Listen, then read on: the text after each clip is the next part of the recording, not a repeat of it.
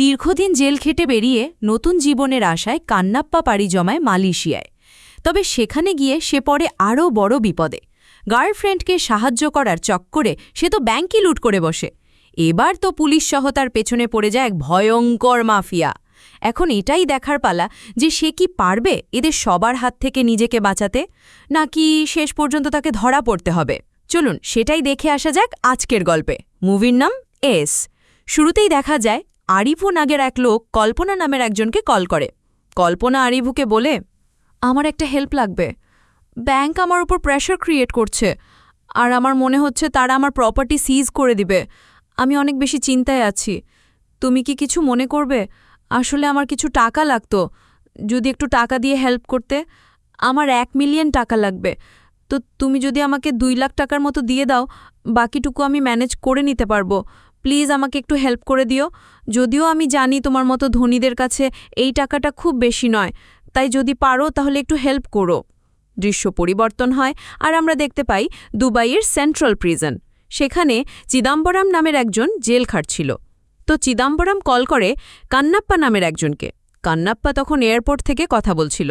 চিদাম্বরম তাকে জিজ্ঞেস করে, তুমি কি করবে? কান্নাপ্পা বলে, আমি সিদ্ধান্ত নিয়েছি, আমি আমার অতীতের সব কিছু ভুলে যাব আর একটা নতুন পরিচয়, একটা নতুন জীবন শুরু করব। বাকি 4-5 জনের মতো স্বাভাবিক একটা জীবন চাই আমি। চিদাম্বরম এসব শুনে বলে, হ্যাঁ, সব সময় তো এরকমই বলো। তারপর দেখা গেল কারোর সাথে ইমোশনালি জড়িয়ে গেলে আর পরে সব শেষ। একটা কথা মাথায় রেখো, তুমি মাত্রই কিন্তু জেল থেকে বেরিয়েছ, তাই আবারও যদি উল্টোপাল্টা কোনো সিদ্ধান্ত নিয়ে নাও আর আবারও জেলে আসো, তাহলে কিন্তু আর ছাড়া পাওয়ার কোনো আশা নেই। মনে থাকবে তো? এর মাধ্যমেই বোঝা যায় যে কান্নাপ্পা কোনো কারণে জেল খেটে বেরিয়েছে। যাক, তো কান্নাপ্পা বলে, মনে থাকবে। ওপাশ থেকে চিদাম্বরম বলতে থাকে, ওকে, আমি এখন কল রাখছি, আর একেবারে কথা হবে জেল থেকে বেরিয়ে। এদিকে কান্নাপ্পাকে এয়ারপোর্টে রিসিভ করতে আসে আরিভু। সে এসেই বলে, এই তুমি তো কান্নাপ্পা, তাই না? সে এটাও জানায় যে তাকে চিদাম্বরম পাঠিয়েছে। কান্নাপ্পা বলে, হ্যাঁ, আমি তো সে, কিন্তু আমাকে আপনি কিভাবে খুঁজে পেলেন? আপনার সাথে তো আমার আগে কখনো দেখা হয়নি, তাহলে চিনলেন কিভাবে? আরিভু বলে, আমি তো আমার গেট দেখেই চিনে নিয়েছি। আর শোনো, আমার ব্যাপারে খুব জলদিই জানতে পারবে যে আমি কে, বুঝলে? তো তারপরই আরিভু কান্নাপ্পাকে তার ব্যাপারে বলে যে আরিভুর 500 জন কর্মচারী নিয়ে একটা কোম্পানি আছে, সে কারণে তার সব দিকেই নজর থাকবে, এটাই স্বাভাবিক। তো এরপরেই আরিভু কান্নাপ্পাকে নিয়ে তার কোম্পানিতে চলে আসে। তখন সে কান্নাপ্পাকে জিজ্ঞেস করে, তাকে সবাই বল্টু কান্নাপ্পা কেন ডাকে? এই বল্টুর কি রহস্য? কান্নাপ্পা তখন বলে, আসলে আমি ছোটবেলায় কার, বাইক, সাইকেল সবকিছুর বল্টু খুলে সেগুলো সেল করে দিতাম, আর কেউ ধরতেও পারত না। এইসব শুনে আরিভু বুঝতে পারে যে কান্নাপ্পা চুরি করতে মাহির। অন্যদিকে আমরা রাজা নামের একজনকে দেখি যে একটা ছেলেকে খুব মারধর করছিল আর বলছিল, তুই গ্যাংস্টার তাই না? যা গিয়ে আমার নাম তোর মালিককে বল, তাহলেই জানতে পারবি আসল গ্যাংস্টারটাকে। সব বাহাদুরি তখন বের হয়ে যাবে। তো রাজা হচ্ছে একজন পুলিশ অফিসার, আর সেই ছেলেকে মারছে কারণ এই ছেলেটা প্রীতি নামের একটা মেয়ের প্রাইভেট ভিডিও ধারণ করে তাকে ব্ল্যাকমেল করছিল। এই কারণেই তাকে আচ্ছা মতো ধোলাই দিয়েছে। তো ছেলেটা এত মারধর খাওয়ার পর মোবাইল দিয়ে সেখান থেকে পালায়। প্রীতি তখন রাজাকে বলে, থ্যাঙ্কস স্যার, আমি আপনার এই হেল্প জীবনেও ভুলব না। রাজা বলতে থাকে, আরে থ্যাঙ্কস বলতে হবে না, এটা তো আমার দায়িত্ব। প্রীতি তখন বলে, আচ্ছা, তো আমার মোবাইলটা দিবেন না? রাজা বলতে থাকে, হ্যাঁ, এটা নিয়ে যেও, রাতে আমার বাসায় এসে তারপর নিও, ঠিক আছে? প্রীতি কথা শুনে অবাক হয় আর বলে, মানে আমি কেন রাতে আপনার বাসায় আসব? রাজা তখন বলতে থাকে, কেন, তুমি কি জানো না রাতে আমি তোমাকে কেন ডাকছি? প্রীতি এবার বুঝতে পারে সে একটা ব্ল্যাকমেল থেকে বাঁচতে গিয়ে আর একটা ফাঁদে পড়ে গিয়েছে। এই পুলিশ অফিসার তো নিজেই একটা শয়তান। তাই প্রীতি বলতে থাকে, আমি আপনাকে বিশ্বাস করে সবটা বলে হেল্প চেয়েছি, আর আপনি এখন আমার বিশ্বাসেরই সুযোগ নিচ্ছেন। তাহলে তো আপনার মধ্যে আর ওই শয়তান ছেলের মধ্যে কোনো তফাতই রইল না। রাজা এই কথা শুনে বলে, কি বললে? তুমি আমাকে এই ছেলের সাথে তুলনা করলে? আমি কি তোমার সাথে প্রেমের অভিনয় করেছি নাকি? আমি যা বলেছি ক্লিয়ার করে বলেছি, আমি তো মিথ্যা বলে ফাঁসাইনি। তাই বলছি, চুপচাপ রাতে চলে এসো, কাজ করে তারপর নিজের ভিডিও নিয়ে যেও। প্রীতি তখন বলে, না স্যার, আমি পারবো না, প্লিজ আপনি এরকম করবেন না, আমাকে আমার ভিডিওটা দিয়ে দিন। রাজা বলতে থাকেন, না, আমি তো দিব না, আর শোনো, বেশি বাড়াবাড়ি করলে আমি কিন্তু এটা অনলাইনে আপলোড করে দিব, তখন বুঝবে। আর দোষ দিব ওই ছেলের, এখানে আমাকে নিয়ে কোনো কথাই হবে না।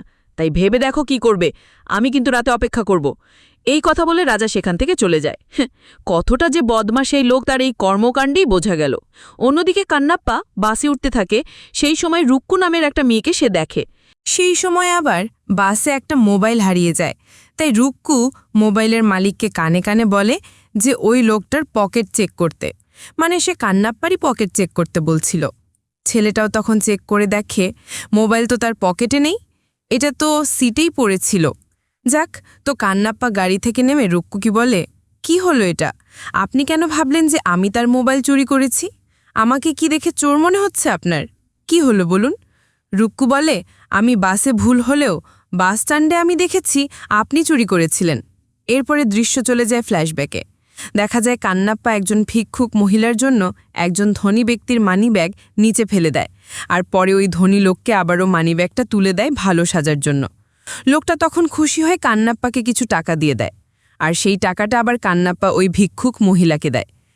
এসব দেখে রুক্কু আসলে কান্নাপ্পাকে চোর ভেবেছিল, আর এইসব কথা মনে করে কান্নাপ্পা বলে, আরে সেটা তো আর সম্পূর্ণভাবে চুরিই ছিল না। রুক্কু বলে, আমি এসব নিয়ে কথা বলতে চাই না। কান্নাপ্পা বলে, দাঁড়ান, আমার কথা বলা এখনও শেষ হয়নি। সে বলতে থাকে, আপনি আমাকে ভুলভাবে চোর বলেছেন বাসে, তাই আমি আপনার সরি চাই। আমাকে সরি বলুন, তারপর এখান থেকে যান। রুক্কু বলতে থাকে, যদি একজন চোর ক্রাইম স্পটে থাকে তাহলে তো তাকেই সন্দেহ করা হবে, তাই না? তাই আমি সরি বলবো না। এ কথা বলেই রুক্কু সেখান থেকে চলে যায়। এরপরই দেখা যায় আরিভু কান্নাপ্পাকে কল্পনার সাথে দেখা করায়। আরিভু বলতে থাকে, তুমি আজ থেকে তার হোটেলেই রাঁধুনি হিসাবে জব করবে, বুঝতে পেরেছ? আর সে হচ্ছে আমার লাভ, অর্থাৎ তোমার ভাবি। কান্নাপ্পা তখন বলে, কি আমি রাঁধুনি হয়ে কাজ করব? আরিভু বলে, হ্যাঁ, কেন? তুমি কি জানো না তুমি কেন এসেছো এখানে? কান্নাপ্পা তারপর আর কিছুই বলে না। আরিভু এরপর কল্পনাকে বলে, সরি, আমি তোমাকে তোমার টাকাটা দিতে পারিনি, আসলে এই মুহূর্তে আমার হাতে নেই তো, কিন্তু আমি জলদি আমার জায়গা সেল হলে তোমাকে টাকা দিয়ে দিব। কল্পনা তখন বলে, কোনো ব্যাপার না, কিন্তু যত তাড়াতাড়ি সম্ভব তত তাড়াতাড়ি পেলে ভালো হবে। তো এরপর কান্নাপ্পা দেখা যায় প্রথম দেখাতেই কল্পনাকে ইমপ্রেস করে ফেলে, কারণ তার কথাবার্তায় যে কেউই ফাঁসতে বাধ্য। তাই কল্পনাও আর কোনো চিন্তা না করে তাকে জবে রেখে দেয়। অন্যদিকে আমরা রুক্কুকে দেখতে পাই। সে তার কাজ শেষে বাড়ি ফেরার জন্য বাসে ওঠে। তখনই সেখানে সে কান্নাপ্পাকে দেখে। কান্নাপ্পা তখন বলে, আমি সেদিন ওই ধনী লোকের টাকা চুরি করিনি, বরং আমি তার টাকা দিয়ে ওই দাদিমাকে হেল্প করেছি, আর সে ওই টাকাটা নিজ ইচ্ছায় আমাকে দিয়েছিল, আমি তো জোর করে নেইনি। রুক্কু বলে, তাও সেটা একরকম চুরি, কারণ তুমি সেটা ট্রিক করে নিয়েছ।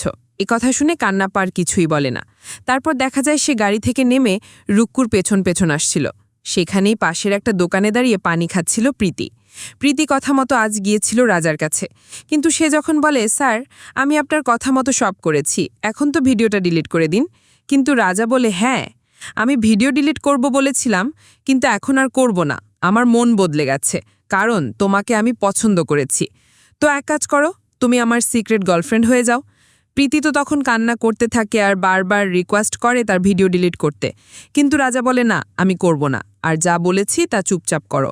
পরের বার আমার সাথে দেখা করলে সুন্দর করে শাড়ি পরে সেজেগুজে আসবে, বুঝলে তো? এসব কথা ভেবে প্রীতি পানি খেয়ে চলে যায় কান্নাপ্পাকে ক্রস করে। সেই সময় রুক্কু কান্নাপ্পাকে বলে, কি ব্যাপার, তুমি আমাকে কেন ফলো করছো? আমার পেছন পেছন আসছো কেন? হ্যাঁ? কান্নাপ্পা বলে, আমি কেন ফলো করব তোমাকে? তুমি আমার সাথে এক রাস্তায় কেন আসলে? তখন একজন বলে, আরে রুক, রেগে যাচ্ছ কেন? কান্নাপ্পা তো এখানেই থাকে, আরিভুর গেস্ট সে, আর তোমার প্রতিবেশী। তো এবার দেখা যায় রুক্কুর স্টেপফাদার হলো রাজা, আর রুক্কু তাকে একদমই পছন্দ করে না, কারণ তার স্বভাব চরিত্র খুবই জঘন্য। তাই রুক্কু অনেকগুলো জব করে রাজার থেকে বাড়ির শেয়ার কেনার জন্য, আর যাতে করে সে রাজার টর্চারের থেকে মুক্ত হতে পারে। তাই আজ এসেই আগে সে রাজাকে আজকের টাকাটা দিয়ে দেয়। পরে সে বারান্দায় যায় আর দেখে তার দিকেই তাকিয়ে আছে কান্নাপ্পা। কান্নাপ্পা তখন নিচে রাজাকেও ফলো করে। সে তাকে দেখে কিছু একটা সন্দেহ করেই ফেলে। পরদিন রাতের বেলা দেখা যায় রুক্কু একটা রেস্টুরেন্টে তার পার্ট টাইম জব করছিল। সেখানে কিছু ছেলে তার সাথে আজেবাজে কথা বলতে থাকে। এসব তো রুক্কুর একদমই ভালো লাগে না, তাই সে তার ম্যানেজারকে এ ব্যাপারে জানায়। তখন সে বলে, এসব ইগনোর করেই কাজ করতে হবে, এরকম অনেক ছেলেরা আসে, কিন্তু এইসব দিকে খেয়াল করতে গেলে তো কেউই কাজ করতে পারবে না। তখনই সেখানে কান্নাপ্পার কল্পনা চলে আসে, আর কল্পনাকেও একইভাবে আজেবাজে কথা বলে ছেলেগুলো। তখনই কান্নাপ্পা ওই ছেলেগুলোকে খুব মারধর করে, আর কল্পনাকে বলে, তোমাকে যেভাবে কথা বলেছে তুমিও তার জবাব দাও। তো কল্পনা তাদেরকে মারার আগে রুক্ষ এসে মারে আর তার রাগটা ইচ্ছা মতো মেটায়।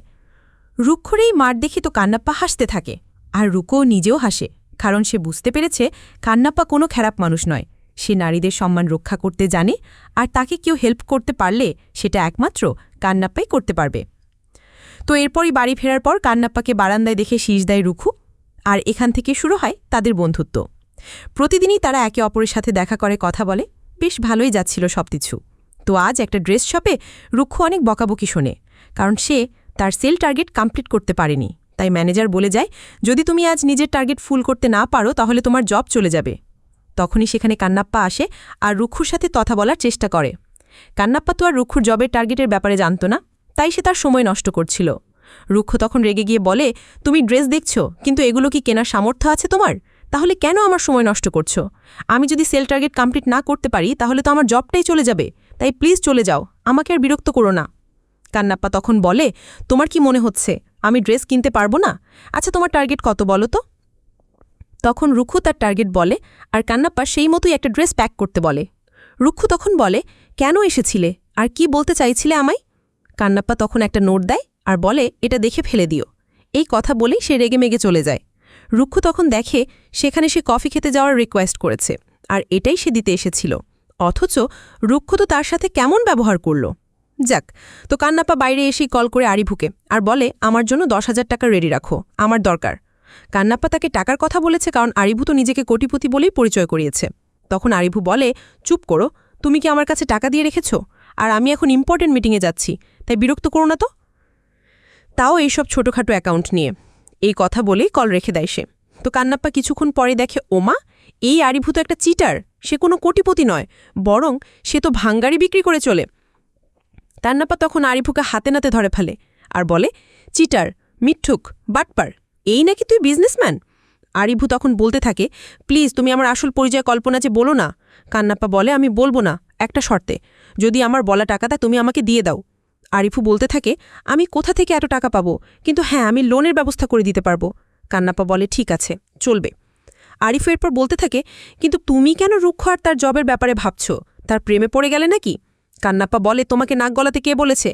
আরিফু বলতে থাকে, তোমার এখানে এসে কাজে ফোকাস করার কথা, কিন্তু তুমি তো এসেই নিজের লাভ ড্রামা শুরু করে দিলে। তো তারপরেই আরিভু কান্নাপ্পাকে নিয়ে আসে ধর্মার কাছে। ধর্মা হচ্ছে একজন মাফিয়া টাইপের লোক। সে জুয়া খেলে, চাঁদাবাজি করে, ক্রাইম করে, খুন করে, যত রকমের যত ক্রিমিনালি কাজ আছে সব সে করে থাকে। আর তার থেকে লোন নেওয়ার পর তার সঠিক সময় না দিলে তার মৃত্যু নিশ্চিত। এবার সেখানে জুয়া খেলতে বসে পড়ে কান্নাপ্পা। স্বাভাবিকভাবেই সে বারবার উইন করছিল, কিন্তু একটা সময় পর সেই ধর্মা আসে আর সেও খেলতে বসে। তখন এক পর্যায়ে কান্নাপ্পা তার থেকে লোন নেয় বাকি খেলা সম্পন্ন করতে, কিন্তু এইখানে ধর্মা চিটিং করে জিতে যায়। যখন কান্নাপ্পা বলে যে তুমি তো চিটিং করেছ, তাই আমার প্রাপ্য টাকা আমাকে দিয়ে দাও, তখন ধর্মা বলে, আমার এলাকায় এসে আমাকেই হুকুম, আমি চাইলে এখানেই তোদেরকে মেরে দিতে পারি। আমি বলছি চুপচাপ সাইন কর লোনের পেপারসে, তারপর চলে যা, আর ঠিকঠাক টাইমে লোন না দিলে কিন্তু আমি তোর বডি পার্ট কেটে কেটে বিক্রি করব। তো কান্নাপ্পা কোনো কারণে আর তর্ক না বাড়িয়ে সাইন করে বাইরে চলে আসে, কিন্তু আরিভু মাফ চাইতে গিয়ে থাপ্পড় খেয়ে বাইরে আসে।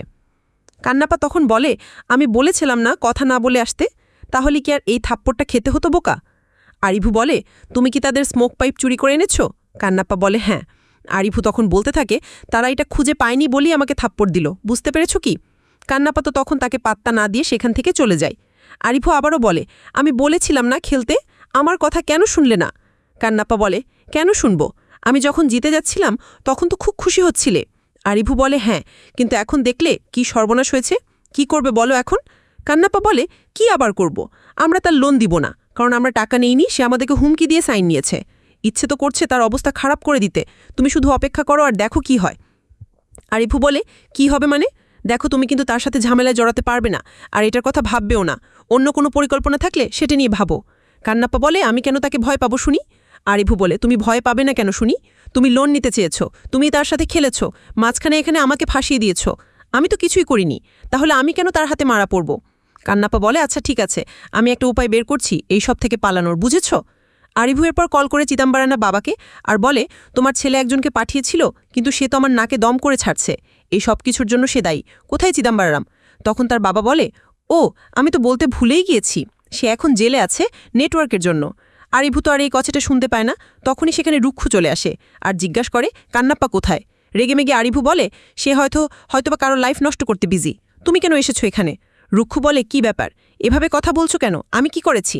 আরিভু তখন বলতে থাকে যে তুমি তো তাকে বলেছো টাকা লাগবে তোমার জব বাঁচানোর জন্য, তাই সে নিজেকে সমস্যায় ফেলেছে, আর সাথে এখন আমাকেও। আমরা তো কোটি টাকা লোনে ডুবেছি, এখন 1 সপ্তাহের মধ্যে টাকা না দিলে আমার মাথা কাটা পড়বে। রুক্ষু তখন জিজ্ঞাসা করে কান্নাপ্পা কোথায়? সেফ তো।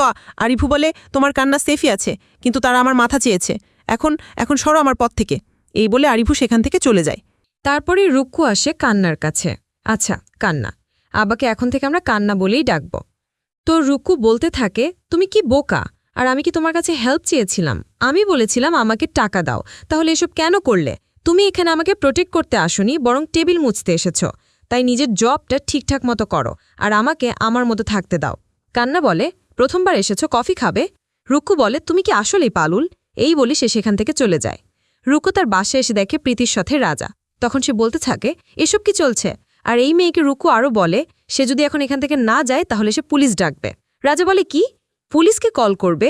এই মেয়েটা আমার গার্লফ্রেন্ড, জিজ্ঞেস করো তাকে, সেই বলবে যে আমি তার বয়ফ্রেন্ড। প্রীতি তো তখন ভয় পেয়ে বলে, হ্যাঁ সে আমার বয়ফ্রেন্ড। রাজা এরপর বলতে থাকে, তো এখন তুমি ভুলও চেষ্টা করবে না আমাদের মাঝে আসার, বুঝলে? আর পুলিশ তো আমি নিজেই, তাই পুলিশকে কল করারও দুঃসাহস করবে না। আগামী 2 ঘন্টা বাসার ভেতরে আসবে না, বুঝলে? এই বলেই রাজা প্রীতিকে নিয়ে ভেতরে চলে যায়। আর রুকু তখন দেখে উপর থেকে তাকে দেখছে কান্না, তাই সে সেখান থেকে চলে যায় একটা জায়গায়, সেখানে কান্নাও যায়। রুকু তখন বলে, আমি যখন 15 বছরের ছিলাম তখনই আমার বাবা মারা যায় হার্ট অ্যাটাকে। তারপর এই লোক আমার মাকে কনভিন্স করে বিয়ে করে। মা যতদিন বেঁচে ছিলেন সব ঠিকঠাক ছিল, কিন্তু মা মারা যাওয়ার পরই তার আসল রূপ বেরিয়ে আসে। আমাকে সে বলেছে বাড়িটা তার, কারণ সে মাকে বিয়ে করেছে, তাই তার টাকা না দিলে সে যাবে না, আর এরকম নোংরামি করে যাবে।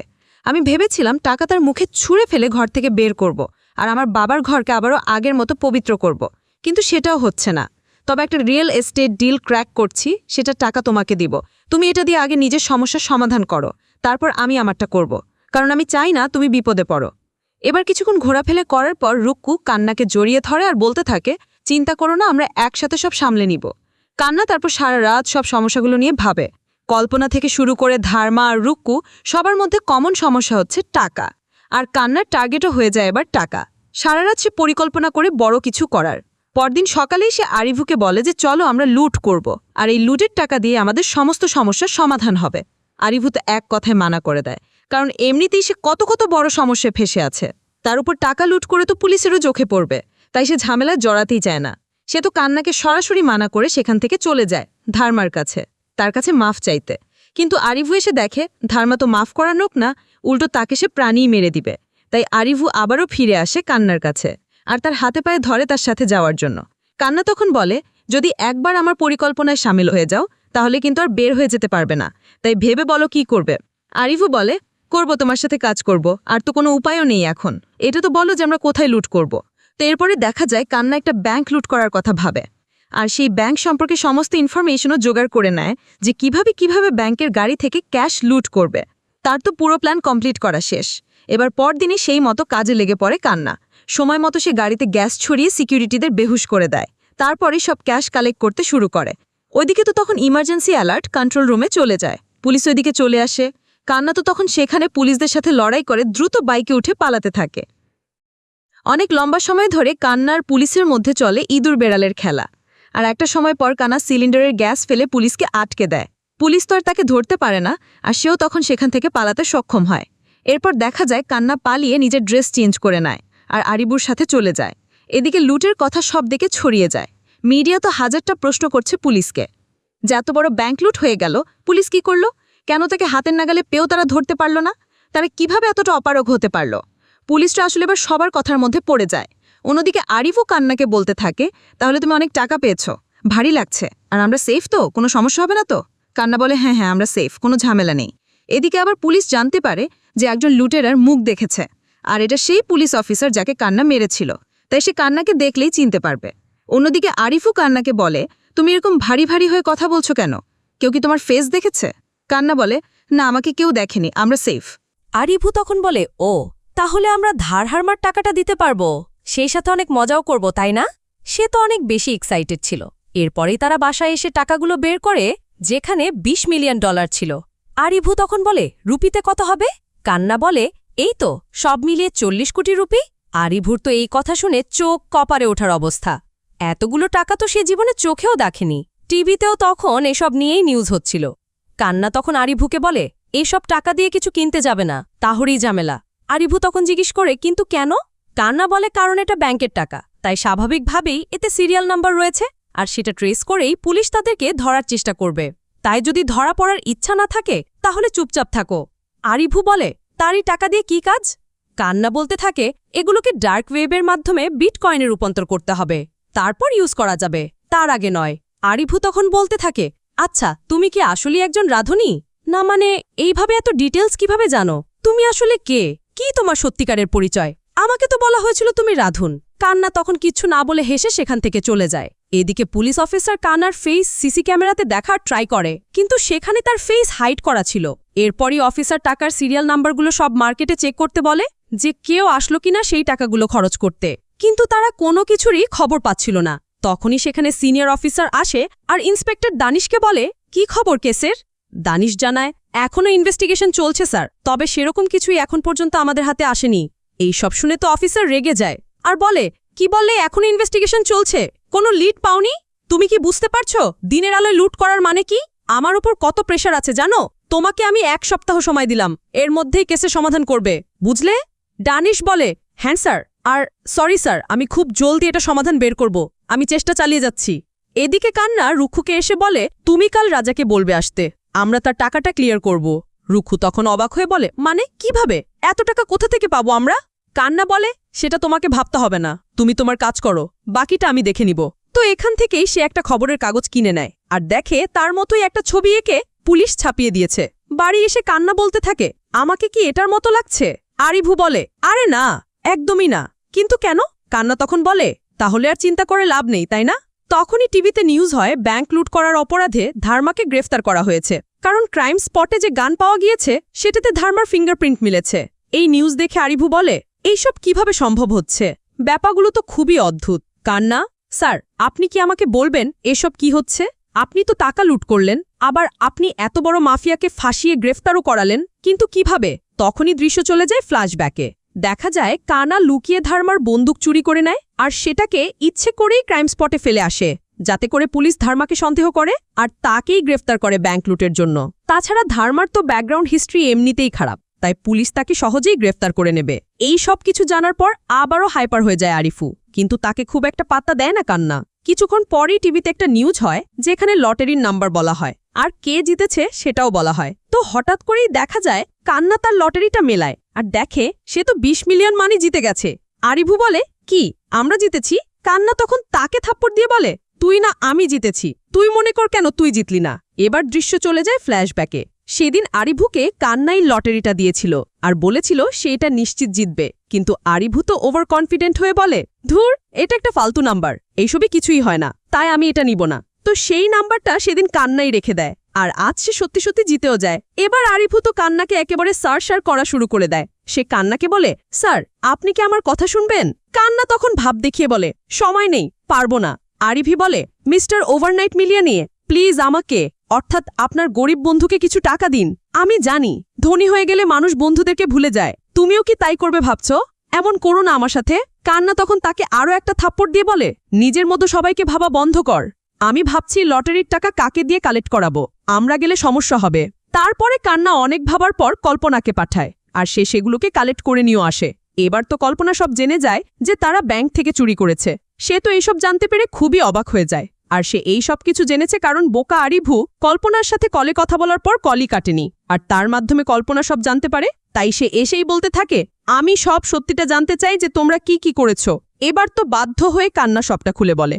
কল্পনা তখন আরিভুকে বলে, ও তাহলে তুমি কোনো বিজনেসম্যানই না, ভালোই মিথ্যাবাদী দেখছি, আমাকে এতদিন ধরে মিথ্যা বলে এসেছো। আরিফু বলে, আর তাকে কি বলবে, সে তো লুট করেছে, তাও শুধুমাত্র রুক্কুর জন্য, তো আমি কি তোমার জন্য এতটুকু মিথ্যে বলতে পারি না? কল্পনা তখন তাকে কিছু না বলে কান্নাকে বলে যে সত্যি কি তুমি এসব রুক্কুর জন্য করেছো? কান্না বলে, হ্যাঁ তার জন্যই, কারণ তার টাকার খুব প্রয়োজন। কল্পনা এসব শুনে বলে, বাহ, তুমি তো খুব সুইট। আরিফও, তোমার কি সমস্যা এতে? হ্যাঁ, কান্না আমাদের সবার সমস্যা একসাথে সমাধান করেছে, আর এখন এসব না ভেবে আমাদের উচিত এনজয় করা। তাই তুমি একটু চুপচাপই থাকো। আরিফু তাও বলে, তো কাল যদি আমরা কোনো সমস্যার মধ্যে খারাপভাবে জড়িয়ে পড়ি, তখন কি হবে? একবারও কি ভেবে দেখেছ? কল্পনা বলে, এত ভেবে কি হবে? এত ভেবে কে কবে কি পেয়েছে শুনি? এখন যা আছে তা নিয়ে আমাদের খুশি থাকা উচিত। এত ভাবনা চিন্তা করে সময়টা নষ্ট করা উচিত নয়। এদিকে তো দেখা যায় ধর্মা জামিনে ছাড়া পেয়ে যায়। এর পরেই সে লেগে পড়ে তাকে খোঁজার জন্য, যে তাকে ফাঁসিয়ে দিয়েছে। কার এত সাহস যে ধর্মার সাথে এমনটা করতে পারে? সে তো এইসব নিয়েই ভাবছিল। অন্যদিকে দেখা যায় কান্না রুক্কুকে সেই ড্রেসটা পাঠায়, আর একটা গাড়িও পাঠায় তার কাছে আসার জন্য। রুক্কু তো সেটা দেখে অনেক বেশি খুশি হয়ে যায়, কারণ এই ড্রেসটা তো সে কিনতে চেয়েছিল। তাই সে খুব খুশি মনে সেই ড্রেস পরে কান্নার সাথে দেখা করতে চলে আসে। তো সেখানে আসার পরে কান্না এসে রুক্কুকে ফুলের বুকেটা দেয়, সেই সাথে তাকে ক্যাশ টাকাও দেয়। রুক্কু তো এসব দেখে অনেক বেশি অবাক হয়ে যায়। সে তাকে বারবার জিজ্ঞেস করতে থাকে, সে এত টাকা কোথা থেকে পেল? কান্না বলে, দেখো, আমি বলছি, তুমি প্যানিক করো না। আমাকে এই টাকাগুলো কল্পনা ধার দিয়েছে, তাই এত চিন্তা করার কিছু নেই। আমি ধীরে ধীরে ধার শোধ করে দিব। রুক্কু তখন বলে, কিন্তু কিভাবে দিল এতগুলো টাকা? এতগুলো টাকা কেউ ধার দেয় নাকি? কান্না বলতে থাকে, সে 20 মিলিয়ন টাকা লটারি জিতেছে, আর আমরা যেহেতু বন্ধু, তাই সে সেখান থেকেই কিছু টাকা আমাকে ধার দিয়েছে। সেটাতে আমি ধারমা তোমার সমস্যার সমাধান করছি। এটি কি প্রবলেম বলো তো? রুক্কু এসব কিছু শুনে তাকে বলতে থাকে, আচ্ছা, তুমি তো একজন রাঁধুনি, তাহলে সে তোমাকে এত বড় অ্যামাউন্ট কিভাবে ধার দিল? তোমার উপর কিভাবে বিশ্বাস করলো যে তুমি তার এতগুলো টাকা তাকে ফিরিয়ে দিতে পারবে? কান্না তখন বলে, এত কেন ভাবছো বলো তো? আমি তো বলেছি আমি সব সামলে নিব। তুমি একে রাজাকেই টাকাগুলো দাও, তার থেকে নিজ পিছু ছাড়াও। তখনই দেখা যায় রাজা দূর থেকে কান্নাকে দেখে। সে তো তাকে দেখা মাত্রই চিনে ফেলে, কারণ সেদিন যে একমাত্র পুলিশ কান্নাকে দেখেছিল সেটা আর কেউ না, এই রাজাই ছিল। এবার তো রাজা এসে সেই টাকাগুলো চেক করে আর বলে, ও, তাহলে তুমি কারেন্সি বদলে দিয়েছ, ভালোই বুদ্ধি দেখছি তোমার। তবে দেখো, সেখানে 100-র মতো পুলিশ ছিল, কিন্তু তার মধ্যে আমি একমাত্র যে তোমাকে চিনেছি। ভাগ্য বলো এটাকে, বুঝলে তো? তারা যখন এসব কথা বলছিল তখনই রুক্কু বলে, এখানে কি কথা হচ্ছে শুনি? কান্না বলে, না কিছু না। রাজা তখন বলে, তো একা কথা বলতে চাও? চলো তাহলে একটু গোপনে গিয়ে কথা বলি। কান্না তখন রুক্কুকে বলে, তুমি চিন্তা করো, আমি তার সাথে কথা বলেই আসছি। কান্না এরপর আলাদা এসে রাজাকে বলে, যাও, আমি তোমার ইচ্ছা মতো টাকা দিয়ে দিব, আর এইসব এখানে সেটেল করবে, বুঝলে? এসব যেন বাইরে না যায়। রাজা তখন বলতে থাকে, তুমি আমাদের দেশে এসে আমাদেরই টাকা লুট করেছ, তারপর একজন পুলিশের পায়ে গুলিও করে দিয়েছ। এত কিছু করার পর তোমার আবার সাহস হয় কিভাবে টাকা দিয়ে আমার সাথে ডিল করার? আর এই একটা ছবি, এই ছবিটা যদি আমি লুকেলাইকে দিই, তাহলে বুঝতে পারছো তোমার কি হবে? তুমি ধরা পড়ে যাবে, আর এরপর সারা জীবন জেলে পেছনেই খাঁদাতে হবে, সেখানেই পচে মরবে তুমি, বুঝলে? তাই বলছি তুমি পালানোর একদম চেষ্টা করবে না। এই কথাটা বলেই সেই টাকা নিয়ে সেখান থেকে চলে যায়। এদিকে আরিফু বাইরে দেখে যে সেখানে তো ধর্মার তার লোক রয়েছে, তারা তো এদিকেই আসছে। এটা দেখা মাত্রই সে সেখান থেকে পালাতে শুরু করে। ধর্মা তখন বলতে থাকে, কি ব্যাপার, আমাকে দেখে এভাবে পালালো? তাকে এক্ষুনি ধরে আনো তো, আমি জানতে চাই তার এভাবে পালানোর কারণটা কি। সে যদি কিছু নাই করে থাকে তাহলে এভাবে কেন পালাবে? অন্যদিকে রুক্কু কান্নাকে বলে, কি চলছে এখানে বলো তো? কান্না তো কিছুই বলতে পারে না, তাই রুক্কু আবারও জিজ্ঞেস করে, কি হলো, আমাকে বলো, কি হচ্ছে এখানে? কান্না বলে, আমাকে কি তুমি বিশ্বাস করো? রুক্কু বলে, আমি জানি না, এখন আমাকে আগে এটা বলো, কি হচ্ছে এখানে? কান্না তখন বলে, আমাকে কিছুদিনের জন্য কোনোরকম কোনো প্রশ্ন করো না, একটু সময় দাও, এসব কিছু শেষ হওয়ার পর আমি তোমাকে সবটা বুঝিয়ে বলবো। রুক্কু বলে, তোমাকে সে ক্রিমিনাল বলে গেল আর আমি তোমাকে বিশ্বাস করব বলছো? আমাকে বলো যে আমি এখন কি করব? কান্না তখন বলে, আমি যা করছি সব তোমার খুশির জন্যই করছি, তাই প্লিজ আমাকে বিশ্বাস করো। একবার সব সামলে গেলে আমি তোমাকে নিয়ে সুখে থাকতে পারবো। বোঝাই যায় তারা এতদিনে একে অপরকে কতটা ভালোবেসে ফেলেছে, আর তাই তো রুক্কুর জন্য সে এত বড় রিস্ক নিয়েছে। কান্না আরও বলতে থাকে, দেখো রুক্কু, আমি যাই করেছি আর যাই করছি সবকিছুর পেছনে তোমার খুশি আছে। আমি শুধুমাত্র তোমার কথা ভেবে করছি সব, তাই আমাকে সময় দাও, আপাতত প্রশ্ন করো না। ঠিক তখনই কান্না দেখে সামনে ধারমা ধরে রেখেছে আরিভুকে, আর তাকে ধমকের সাথে জিজ্ঞেস করছে, কান্না কোথায়? তখনই তো কান্না তাদেরকে দেখে সেখান থেকে পালাতে থাকে, আর ধারমার লোকও তখন তার পিছু করতে থাকে। অনেকক্ষণ এমন পিছু করার পর একটা সময় তারা কান্নাকে ধরেই ফেলে। ধারমা তখন কান্নাকে অনেক মারে আর বলতে থাকে, বল কোথা টাকা? কান্না তখন বলে, কিসের টাকা? আরিভু বলে, ব্যাংক লুটের টাকার কথা বলছে সে। এখান থেকে দৃশ্য চলে যায় ফ্ল্যাশব্যাকে, আর দেখা যায় ধারমা যখন আরিভুকে ধরেছিল তখনই সে ভয়ের কারণে যা যা আছে সব কিছু বলে দিয়েছে। সে এটাও বলেছে যে কান্নাই তাকে ফাঁসিয়ে জেলে দিয়েছে। এই সব কিছুর পেছনে কান্নারই হাত রয়েছে, টাকা লুটও সেই করেছে। সেই কারণে ধারমা সবকিছু জানতে পেরে কান্নার পেছনে পড়েছিল, আর এখন সে কান্নাকে থাপ্পড় দিয়ে বলে, আমার টাকা চাই। কান্না তখন বলে, আচ্ছা ঠিক আছে, তোমার কত শেয়ার লাগবে বল, আমি দিব। ধারমাই কথা শুনে বলে, শুধু শেয়ার? আমাকে তুই এত সমস্যাতে ফেলেছিস, আমি কি সব ভুলে যাব? তাই এখন আমি শেয়ার চাই না, আমি সম্পূর্ণ টাকাটাই চাই। বল কোথায় টাকা? কান্না বলে ঠিক আছে, তাহলে আমি রাতে দিচ্ছি। ধার্মা তখন বলে, রাতে কি? আমি বলেছি এই মুহূর্তে। আমাকে বল টাকা কোথায় রেখেছিস। কিন্তু কান্না তো তাকে বলবে না, তাই সে আবারও ট্রিক করে সেখান থেকে পালাতে থাকে আরিভুকে নিয়ে। বেশ অনেকক্ষণ পালানোর পরও তারা ঠিকই ধরা পড়ে যায়। এরপরে তো ধার্মার লোকেদের সাথে তাদের ফাইট চলতে থাকে। ফাইট করার এক পর্যায়েই এই কল্পনা সেখানে চলে আসে, আর এসেই সেখান থেকে আরিভুকে কোনোভাবে নিয়ে যেতে পারে। কান্না তো তখনও একাই ফাইট করছিল, কিন্তু তখন সে কোনোভাবে সেখান থেকে পালিয়ে আসতে সক্ষম হয়। এরপর সে ট্রেনে করে সেখান থেকে চলে যায়। এদিকে রুক্কু কান্নার ঘরে চলে আসে, আর তখন সে দেখে কল্পনা আর আরিভু টাকা ভরছে। রুক্কু এসব দেখে বলে যে, কি চলছে এখানে কল্পনা? ওদিকে ধার্মা রাজা সব তো তার পেছনে পড়ে আছে, আর এখানে এত টাকা। আমাকে কি তুমি সত্যিটা বলবে প্লিজ? আমি তো কিছুই বুঝে উঠতে পারছি না। তারপরেই কল্পনা সবটা বলে দেয় রুক্কুকে। সে বলে, এই সব কিছুই সে শুরু করেছি শুধুমাত্র তোমার জন্য, আর এখন আমরাও এতে জড়িয়ে গিয়েছি। সেই সময় সেখানে কান্না চলে আসে আর বলে, তোমরা তাকে বলে দিয়েছ? কল্পনা বলে, সে এখানে এসে পড়েছে, তাই আমার হাতে অন্য কোনো অপশন ছিল না। আরিভু বলতে থাকে, রাজা কিভাবে জানলো যে তুমিই লুট করেছিলে? কান্না বলে, সে সেদিন অন ডিউটি ছিল। আরিভু এটা শুনে বলে, ও, তাহলে আমরা সব দিক থেকেই ধরা পড়েছি। ধার্মা তো ছিলই, এখন রাজাও এসে পড়েছে। কান্না বলে, না, রাজা কাউকে সত্যিটা বলবে না। কল্পনা তখন বলতে থাকে, কিন্তু কেন বলবে না? ফ্ল্যাশব্যাকে দেখা যায় রাজাও ধার্মার মতো কান্নাকে বলেছে যে, আমি সম্পূর্ণ টাকাটা চাই, আমাকে টাকা দিয়ে তুমি তোমার দেশে ফিরে যাও, তাহলে আর কোনো ঝামেলা হবে না। তো তারপরেই কান্না রুক্কুর সাথে আলাদাভাবে কথা বলতে আসে।